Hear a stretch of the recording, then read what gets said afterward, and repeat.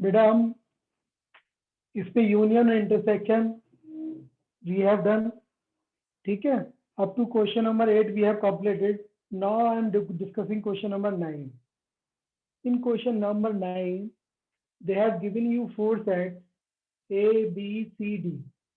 The element of set A, they have given this one, B, C, and D. We have to find out the value of A minus B. A minus B का मतलब you have not to subtract A element of set A from element of B. But it means that you have to write the element of set A which does not belongs to set B. ठीक है. You have to write all those elements which belongs to set A but not belong to set B. For example, you are seeing here the 3 is belonging to set A but does not belong to set B. So A minus B means 3 you have to write, and 6 also you have to write, 9 and 12. 12 is belonging to both the sets. You will not write the element 12, but you have to write 15 and 18 and 21. This is the set A minus B. A minus B means you have to write the element of set A but should not belong to set B. Okay. A minus C, the same meaning. A minus C means you have right to all the element of set A but should not belong to set C. So A minus C will be equal to 3. But 6 we will not write, 9, 12 we will also not write, 15, 18 and 21. This is A minus C. You have to write the element of set A, okay? But those elements are belonging to C we will not write. We will write the element of set A. We should not belong to set C. So A minus C will be equal to 3, 9, 15, 18 and 21. Similarly, A minus D. A minus D means we have to write the element of set A. It should not belong to set B. So 3, 6, 9, but 15 is belonging to set D. We will not write. And then 18 and 21. This is A minus D. Similarly, B minus A, we have to write B minus A. We will take the element of set B should not belong to set A. B minus A. B minus A का मतलब we have to write the element set 4, 8, but 12 is belonging to set A also. We will not write. After that 16 and 20. These are the elements of set B minus A. After that C minus A. We have to write the element of set C should not belong to set A. So C के elements, these are the 2. 2 is not belonging to set A. So we can write 4. But 6 is belonging to both the sets. We will not write 8, 10, 12, 14 and 16. These are the elements of C minus A. Similarly, D minus A we want to write. C minus A, we have to write the element of set D but should not belong to set A. So 5 you can write, 10 which you can write, 15 is belonging set A also, we will not write that one. So 5, 10, 20. These are the elements of set D minus A. So as I have done A minus B, A minus C, and A minus D, B minus A, C minus A, and D minus A, then you can do similarly the element you can do yourself, B minus C. ठीक है, 7th part है. So B minus C means you have to write the element of set B should not belong to set C. In eighth part, you have to write the element of set B should not belong to set C. Similarly, C minus B, D minus B, C minus D, and D minus C. So remaining part you can do yourself. These are the similar as I have done up to 1 to 6 part. देखिए question number 10 है 10 में x they have given the 4 element a b c d in set y they have given the element 4 element f b d v, so we have to find out x minus y. The same method you have to use here, the same meaning as we have done a minus b, as similarly we have to do x minus y. So you have to write those elements of set x should not belong to set y. A and B is belonging to both the set, we will not write. C we can write. So this is the element x minus y.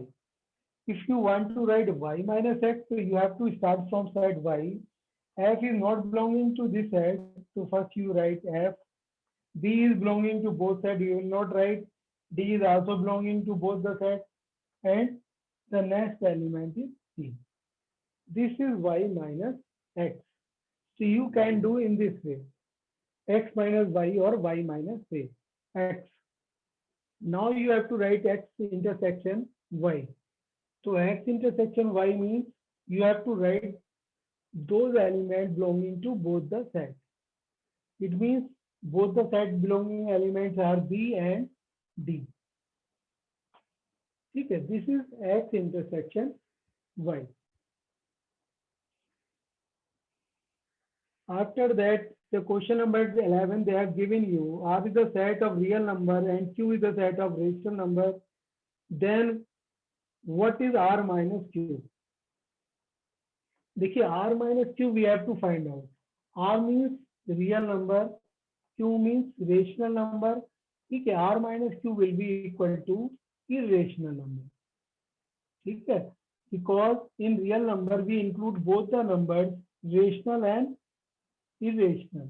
So Q is represent for rational number and R represent for real number. If we subtract the element of rational number, we will get the irrational number.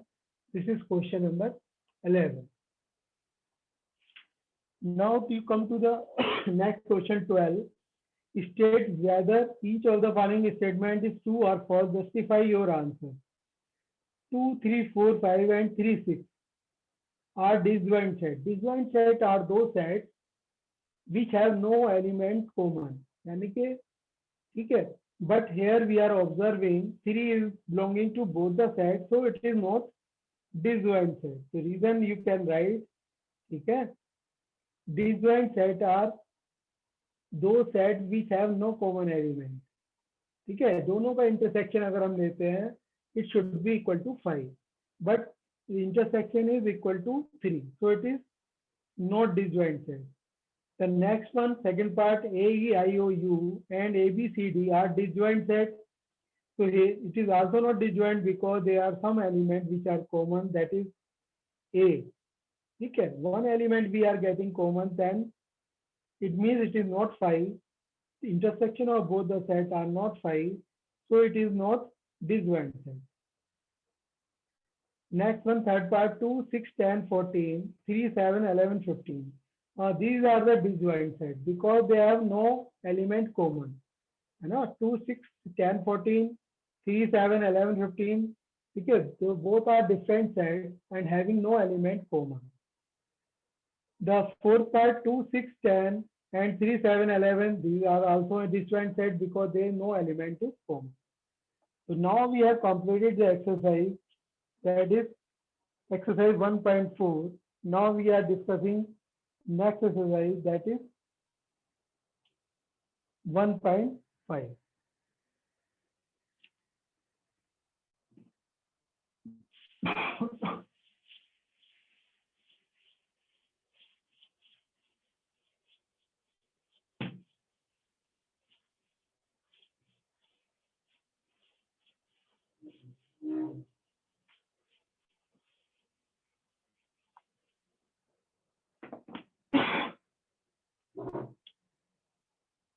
देखिए बेटा, complement of A set, तो complement of set, we this is the symbol of complement.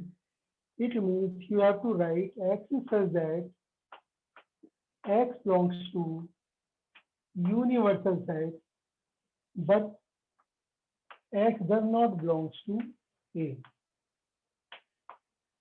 Universal set is a set which it is a superset of all sets which we are considering at that moment. For example, just I am taking a simple set universal whose elements are 1, 2, 3, 4, 5, only 5 elements. ठीक है, suppose if we take the set A having element 2, 4. ठीक है, now we want to find out the complement of set A. Complement of set A means we have to write all the elements of set belongs to universal set. We have to write all the elements which belongs to universal set, but we have to take care X should not belong to set A. मतलब वो element नहीं लेने हैं जो A के अंदर आ रहे हैं. So these are the elements 1, 3 and 5. This is the complement of A. If we want to find out the complement of complement, no, if you want to find out the again complement, so you have to write the all element of universal set which should not belong to this set. Means the remaining element will be 2, 4. So you are observing that the complement of a complement set is equal to set itself. ठीक है, if we take the 2 times complement, we will get the same set as we have taken earlier. That is the set A. This operation you have to take care. ठीक है, this is known as the complement of set A. There are some more rules. Just I am explaining you.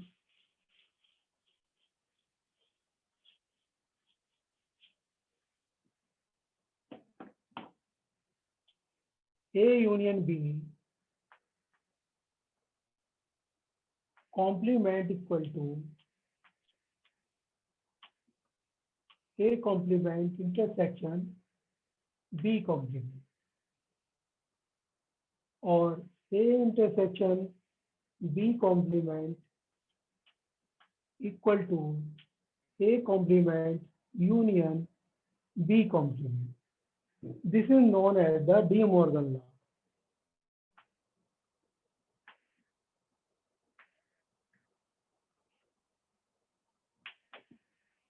ठीक है, proof they have not given in your book, but just I am explaining you how we want to prove, how we can prove it.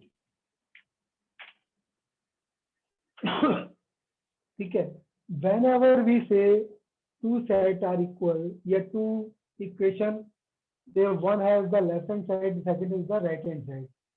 ठीक है, if two sets are equal, it means we just try to show that A is a subset of B. If B is a subset of A, ठीक है, दोनों ही अगर ए के सारी element B के अंदर है और बी के सारे एलिमेंट ए के अंदर है, this implies A equal to B. ठीक है, किसी दो सेट को इक्वल प्रूव करना है. ठीक है, जैसे आपने last year when we prove the trigonometry left hand side equal to right hand side. ठीक है, in set we prove all element of set A belongs to set B and set C is a subset of A, then both sets are equal. This is the method proving the two sets equal. Suppose let us take let X belongs to A union B complement. It means क्या हुआ? It means देखिए जैसे definition है, any element belongs to A complement, it means X belongs to universal set. ठीक है, but X does not belongs to A. The same way X belongs to universal set, but X does not belongs to A union B. ठीक है, जैसे हमने यहाँ पर लिखा था कि A complement, it means X is such that X belongs to universal set but X does not belongs to A. The same way we are writing X belongs to universal set but X does not belongs to A union B. It means X belongs to universal set but X belongs to X A union B के अंदर नहीं है. इसका मतलब क्या हुआ? It means X A के अंदर भी नहीं है and B के अंदर भी नहीं है ना. A union B में we take the element either belongs to A or belongs to B. A union B का मतलब होता है कि हम वो एलिमेंट लेते हैं जो A के अंदर हो या B के अंदर हो. इसका मतलब क्या है कि A यूनियन B के अंदर नहीं है, इसका मतलब A के अंदर भी नहीं है और B के अंदर भी नहीं है. इट मीन्स क्या हुआ? It means X belongs to universal set and या बट लिख रहे हैं तो कोई बात नहीं, but X does not belongs to A and X belongs to universal set but X does not belongs to B. यानी कि हमने ये दिखाया कि X जो है वो यूनिवर्सल सेट के अंदर तो है ही, तो इसको हम दोबारा भी लिख सकते हैं, मगर ये श्योर है कि A के अंदर नहीं है. ठीक है, A के अंदर नहीं है तो इसका मतलब क्या पर है ये? इसका मतलब ये हुआ कि X किसके अंदर होगा? A कॉम्प्लीमेंट के अंदर तो होगा ही होगा. A कॉम्प्लीमेंट का मतलब क्या होता है? X belongs to universal set and X does not belongs to A. ठीक है, तो सेम यही चीज है, X belongs to universal set but X does not belongs to A. It means क्या हुआ? X belongs to A complement. Similarly, and X belongs to B complement. It means क्या हुआ कि A complement में भी नहीं है, B complement के नहीं है, तो A intersection, ठीक है, A के कॉम्प्लीमेंट में भी है, B कॉम्प्लीमेंट में भी है, तो दोनों के अंदर है. इसका मतलब X belongs to A intersection B. तो we have prove that one, क्या कि जो element A union B complement में था वो इंटरसेक्शन B के अंदर है. It means A union B is a subset of A intersection B. ये हमने फर्स्ट पार्ट प्रूव किया. अभी हमने क्या प्रूव किया कि A is a subset of B. Now the same process, हमें यही प्रोसीजर यही अडॉप्ट करना है. We have to prove now B is a subset of A. मतलब जो एलिमेंट इस सेट के अंदर है वो हमने दिखा दिया कि वो A इंटरसेक्शन B के अंदर भी है. सिमिलरली हम यही दिखाने की कोशिश करेंगे जो एलिमेंट A इंटरसेक्शन B के अंदर है वो A यूनियन B के अंदर भी होगा. उसका रिवर्स प्रोसेस शुरू हो जाएगा. जैसे सपोज करो, जैसे हम लेट करते हैं Y बिलोंग्स टू, जैसे X की जगह हमने Y एलिमेंट ले लिया, Y belongs to A intersection B. इसका मतलब क्या हुआ? Y इंटरसेक्शन B के अंदर है तो Y A कॉम्प्लीमेंट में भी नहीं होगा और B कॉम्प्लीमेंट के अंदर भी नहीं होगा.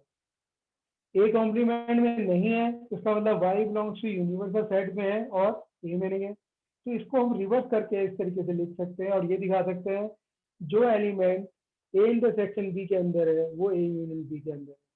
दोनों ही एक दूसरे के सबसेट हो जाएंगे. तब क्या हो जाएगा? तब ये प्रूव हो जाएगा इसी तरीके से.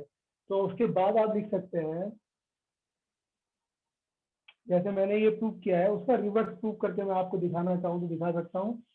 ठीक है, इसको देखना चाहो आप एक पूरा करके दिखा देता हूँ. ये हमने जो प्रूव किया है अभी, ये फर्स्ट पार्ट हमने प्रूव किया. इसी तरीके से अब हमने क्या लेट कर लिया, let Y belongs to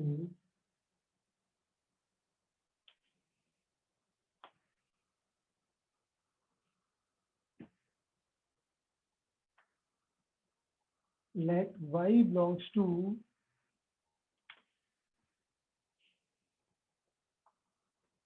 A intersection in B complement, है ना, रिवर्स में। अब हमने यहाँ से स्टार्ट किया, इट मीन्स क्या हुआ, it means y belongs to A complement and y belongs to B complement. It means y belongs to universal set, ठीक है, but y does not belongs to A. Similarly, and y belongs to universal set, but y does not belongs to B. जैसे यहाँ पर हमने यहाँ से start किया, A complement intersection B complement, y A intersection A complement B complement में नहीं है, बिलोंग करता है, तो इसका मतलब A कॉम्प्लीमेंट के अंदर है और y B कॉम्प्लीमेंट के अंदर है। A complement means y belongs to universal set but y does not belongs to A, and y belongs to universal set but y does not belongs to B.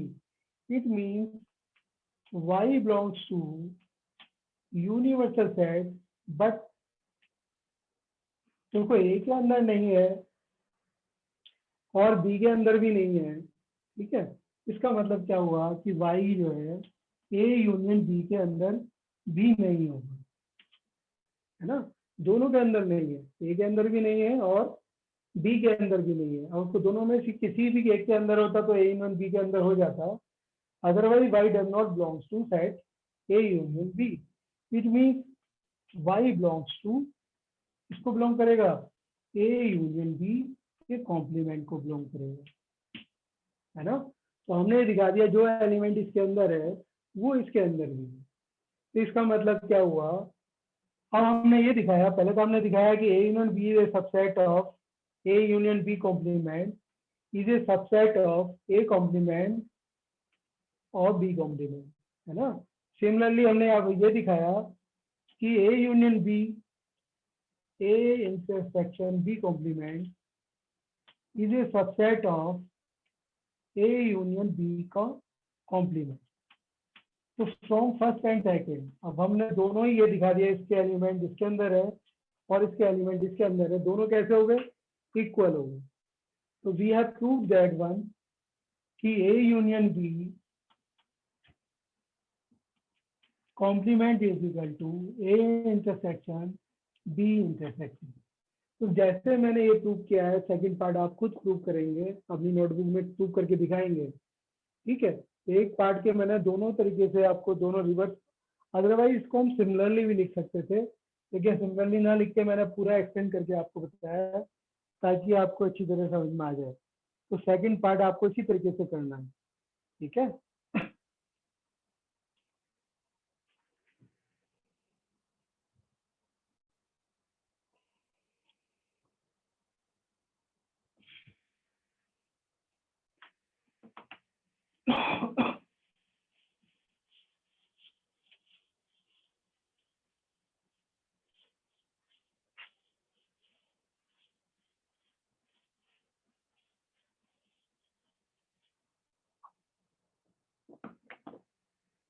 देखो बेटा, जैसे हमने अभी ये De Morgan law prove किया है, ऐसी complement law जो आपको बताया, ये आपको कॉम्प्लीमेंट लॉ है, ये आप याद रखो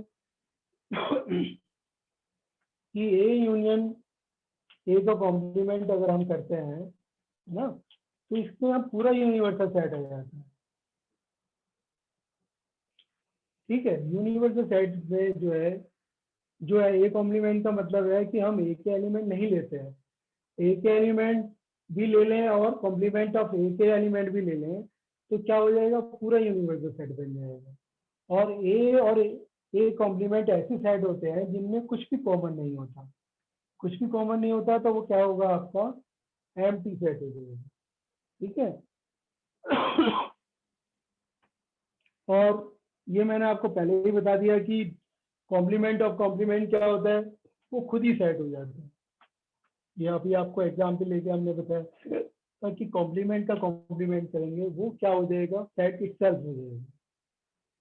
ठीक है, और फाइव का कॉम्प्लीमेंट क्या होगा, यूनिवर्सल सेट। मतलब फाइव का मतलब इसके अंदर कोई एलिमेंट नहीं है, कोई एलिमेंट नहीं है, उनको हम लीव करेंगे तो क्या आ जाएगा, पूरे सारा सेट आ जाएगा यूनिवर्सल सेट। और यूनिवर्सल सेट का कॉम्प्लीमेंट करेंगे तो क्या हो जाएगा, एम्प्टी सेट आ जाएगा, है ना। तो यूनिवर्सल सेट के एलिमेंट अगर हम सारे लीव कर देंगे तो कोई एलिमेंट बचेगा ही नहीं, तो that will be empty set. तो ये हमने आपको जो भी रूल्स थे वो आपको बता दिए। तो उसके ऊपर अब आपको क्वेश्चन में करके बताता हूँ। ठीक है, मैं छोटा सा एग्जाम्पल ले लेता हूँ, फिर आप जो है अपने बुक के क्वेश्चन आराम से कर पाओगे ताकि आपको समझने में आसानी रहे। तो जैसे सपोज करिए हम यूनिवर्सल सेट को ले लेते हैं, whose एलिमेंट आर 1 2 3 4, बस 4 ही एलिमेंट ले लिया हमने। आपकी बुक में जो क्वेश्चन दिया हुआ है उसमें ज्यादा एलिमेंट दिए हुए हैं 1 से 9 तक। तो हमें तो मेन ये है कि आपको समझना है कि किस तरीके से करना है। ज्यादा एलिमेंट लिखेंगे तो उसमें टाइम ज्यादा लगेगा। ठीक है, समझने में कोई प्रॉब्लम नहीं होगी, आपकी समझ में आ जाएगा। तो दो सेट हमने ले लिए, सपोज करो ए के एलिमेंट ले लिया हमने 1 और 3, सेट बी ले लिया हमने, सपोज करो 2 3। ठीक है, और सेट सी भी ले लिया जिसके एलिमेंट ले लिया हमने 2 4। ठीक है, सिंपल एलिमेंट ले लिया हमने, कम कम एलिमेंट ले लिए जितने आपके बुक पे दिए हुए हैं। तो यहाँ पर आपको जैसे ए कॉम्प्लीमेंट निकालना है। ए कॉम्प्लीमेंट का मतलब होगा you have to leave these element of set A, तो रिमेनिंग एलिमेंट विल बी 2 4। तो 2 4 कॉम्प्लीमेंट ऑफ ए निकाला which is equal to C also, तो you can write C also. अगर आप ए माइनस बी करते हैं तो ए माइनस बी क्या होगा, जो हमने पहले पिछले वाले चैप्टर में आपको कराया था, पिछली एक्सरसाइज में। a minus b you have to write the element of set a which should not belongs to set b, that will be only 1, है ना। 3 belonging to both the set, तो 3 को हम इंक्लूड नहीं करेंगे। तो हमने एक ही सेट एलिमेंट लिया 1 लिया, तो a माइनस बी 1 है। तो a माइनस बी का कॉम्प्लीमेंट अगर हमें निकालना है तो a माइनस बी का कॉम्प्लीमेंट निकालना है, तो हम इसका कॉम्प्लीमेंट निकालने के लिए 1 के एलिमेंट को छोड़कर बाकी एलिमेंट लिख देंगे 2 3 4। ये आपका क्या हो गया, a माइनस बी कॉम्प्लीमेंट हो गया। अगर आप b माइनस सी का कॉम्प्लीमेंट निकालना चाहते हो, b माइनस सी का कॉम्प्लीमेंट, तो first of all we will try to find out the element b minus C. तो b माइनस सी कितना है, सिर्फ 3 है। 3 का कॉम्प्लीमेंट क्या होगा, 1 2 4, 1 2 4 हो गया b माइनस सी का कॉम्प्लीमेंट। तो ये हमने फाइंड आउट किया। ए कॉम्प्लीमेंट कैसे फाइंड आउट करेंगे, और ए माइनस बी का मतलब है you have to write the element of set A, but you have to take care should not belongs to set B, जो बी के अंदर नहीं है वो एलिमेंट लिखना है। फिर ए माइनस बी का कॉम्प्लीमेंट निकालना था, तो मैंने इसको ऐसे भी कर लिया। पहले यहाँ पर हमने ए माइनस बी सेपरेटली निकाला हुआ है, फिर कॉम्प्लीमेंट निकाला है। तो यहाँ हमने पूरा क्वेश्चन लिख लिया बी माइनस सी का कॉम्प्लीमेंट। तो पहले हमने ब्रैकेट को इसको फाइंड आउट, इसकी वैल्यू फाइंड आउट कर ली बी माइनस सी की, then we have taken the complement of this set, है ना। दोनों ही ऑपरेशन हमने यहाँ पे सेपरेटली किए हैं, यहाँ पे हमने कंबाइंडली किए हैं, एक साथ लिखे हुए हैं, लेकिन हमने किए 1 बाई 1 ही है, उससे कोई फर्क नहीं पड़ेगा। तो इस तरीके से आप जो है एक्सरसाइज 1.5, ठीक है, इसमें यूनियन भी है, तो आप यूनियन निकालना चाहो तो यूनियन का कॉम्प्लीमेंट भी निकाल सकते हो।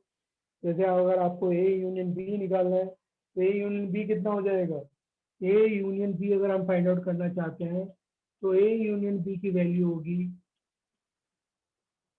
ए 1 2 3, 1 2 3। ठीक है, अब इसका हमें कॉम्प्लीमेंट निकालना है, तो इसका कॉम्प्लीमेंट निकाल लीजिए। इसका कॉम्प्लीमेंट कितना हो जाएगा, फिर 4 हो जाएगा, इस तरीके से। तो इसमें जितने भी ऑपरेशन आपकी क्वेश्चन में दिए हुए थे वो सारे मैंने ऑपरेशन आपको करके बता दिए। क्वेश्चन नंबर 1 के एक्सरसाइज 1.5। तो क्वेश्चन नंबर 2 है आपका, यूनिवर्सल सेट दिया हुआ है A B C D E F G H, find the complement of the following set. सबके कॉम्प्लीमेंट निकालने हैं। कॉम्प्लीमेंट निकालने का मतलब वही है कि उनके एलिमेंट को छोड़कर remaining element you have to write. Question number आपका थर्ड है taking the set of all natural number as a universal set write down the complement of the following set. सबका आपको कॉम्प्लीमेंट लिखना है और ये बोला है उन्होंने कि यूनिवर्सल सेट जो लेना है आपको वो क्या लेना है, ऑल नेचुरल नंबर लेनी है। तो ऑल नेचुरल नंबर अगर हम लेते हैं तो इवन नंबर दिया हुआ है फर्स्ट वाले पार्ट में, तो इवन नंबर का कॉम्प्लीमेंट क्या हो जाएगा, ऑड नंबर हो जाएगा। ऑड सेकंड पार्ट में ऑड नेचुरल नंबर दिया हुआ है तो क्या हो जाएगा, इवन नेचुरल नंबर हो जाएगा। थर्ड पार्ट में x is a positive multiple of 3, तो आप लिख देना उसमें नॉट मल्टीपल ऑफ 3। तो 3 के मल्टीपल लेने की छोड़ देंगे तो नॉट मल्टीपल ऑफ 3 हो जाएगा। X is a prime number तो क्या लिख सकते हैं, x is a composite number. लेकिन वन ऐसी नंबर होती है जो प्राइम भी नहीं होती कंपोजिट नहीं भी होती, तो आप उसको क्या लिख सकते हो, one and composite number. Fifth part है आपका x is such that x is a natural number divisible by 3 and 5। ठीक है, 3 और 5 से डिविजिबल। ठीक है, तो उसमें आप क्या लिख दो, नॉट डिविजिबल बाई 3 एंड 5। फिर क्या है, सिक्स वाला पार्ट है x is a perfect square, x is not a perfect square, है ना, बस। X is a perfect Q, x is not a perfect Q. ये आप थोड़ा थोड़ा लिख के लिख सकते हो आप, है ना, आप डॉट डॉट लगा के भी लिख सकते हो इस तरीके से।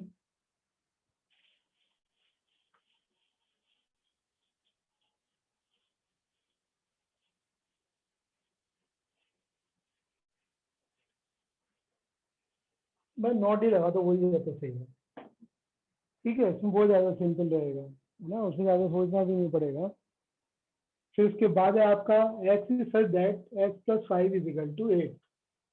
X plus 5 is equal to 8, तो एक्स इज इक्वल टू कितना हो रहा है, एक्स इज इक्वल टू 3 हो रहा है। तो इसका कॉम्प्लीमेंट क्या लिखोगे, ये है आपका एट्थ पार्ट। एट्थ पार्ट का कॉम्प्लीमेंट क्या हो जाएगा, इसका कॉम्प्लीमेंट हो जाएगा, मान लो इसका नाम आपने पी सेट रख दिया, कॉम्प्लीमेंट ऑफ सेट पी क्या हो जाएगा, ये हो जाएगा x is such that x does not equal to 3, बस 3 के अलावा सारी नेचुरल नंबर लेनी है आपको। ठीक है, बस ये नंबर नहीं लेनी है आपको, कौन सी, 3 नहीं लेनी, क्योंकि एक्स की वैल्यू कितनी आ रही है, 3 आ रही है। ठीक है, इस तरीके से आप जो है क्वेश्चन नंबर थर्ड तक आप कंप्लीट कर लेना। ठीक है, फोर्थ फिफ्थ सिक्स या ना कल डिस्कस करेंगे। ठीक है बेटा, thank you, have a nice.